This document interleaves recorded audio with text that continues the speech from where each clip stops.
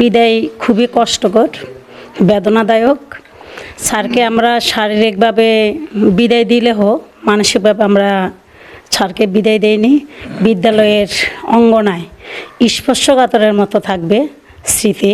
আমরা এই স্মৃতি তো বয়ে যাব, সাথে আমাদের প্রাক্তন যে ছাত্ররা যে স্মৃতি দিয়ে গেলেন, যে এত বড় রাজকীয়ভাবে বিদায়, এটা আশাই করিনি। কিন্তু যা পেয়েছি প্রাক্তন ছাত্রদের থেকে। 200-র বেশি সার্ভিস ও ফিচারে লেনদেনের সব বিকাশ অ্যাপে সম্ভব। ছাড়ের জন্য ছাড়ে সফল বিদায় নিচ্ছে সফলতার মাধ্যমে, সেটা প্রাক্তন ছাত্ররা এটা দেখিয়ে দিল। আসলে আমাদের স্কুলটাকে আমি বলি আমার আতুর ঘর। আমরা যখন প্রত্যেক শিক্ষক স্কুলে উপস্থিত থাকি আমার প্রধান শিক্ষক মহোদয়ের নেতৃত্বে, তখন মনে হয় যেন আমরা একটা সংসারে আছি। আমাদের আনন্দ বেদনা সব কিছু আমরা ভাগাভাগি করি।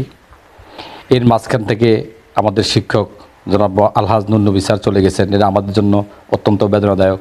আসলে আমরা আমাদের স্কুলটাকে আমাদের স্কুল হিসাবেই মনে করি। আমরা স্কুল থেকে 24 বছর আগে গেছি, কিন্তু এখনও মানে স্কুল প্রতিষ্ঠান মাথার মধ্যে আসলেই আমাদের স্কুলের কথাই মনে পড়ে। এরপরে কলেজ বিশ্ববিদ্যালয়ের গণ্ডি পেরিয়েছি, কিন্তু ওই বিদ্যালয় প্রতিষ্ঠান মানেই আমাদের আমিনাবাদ হাজিরহাট মাধ্যমিক বিদ্যালয়। তো এখানে আমরা একটা পরিবারের মতো ছিলাম, আছি।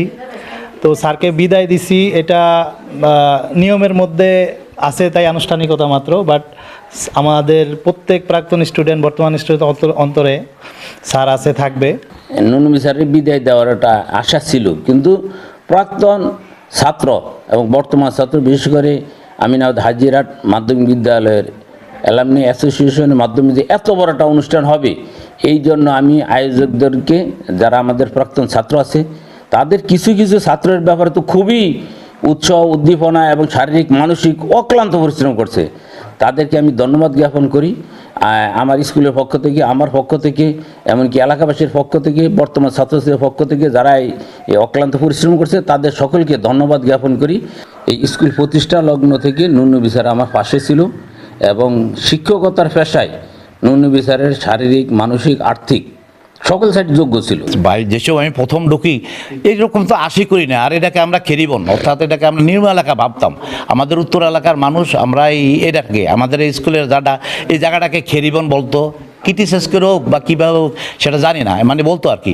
সেই এলাকা থেকে এই ধরনের একটা সম্বর্ধনা পাওয়া আসলে এটা আল্লাহর বিশেষ রহমত ছাড়া আমাদের প্রাক্তন ছাত্রছাত্রী যারা আছে তাদের উপর আল্লাহর বিশেষ রহমত। বিশেষ করে অ্যালামনাই অ্যাসোসিয়েশনের মাধ্যমে যেটা আমরা পাইলাম আর কি। আমার এই ছাত্রদের থেকে জন্য আমি নামাজ পড়েও দোয়া করছি।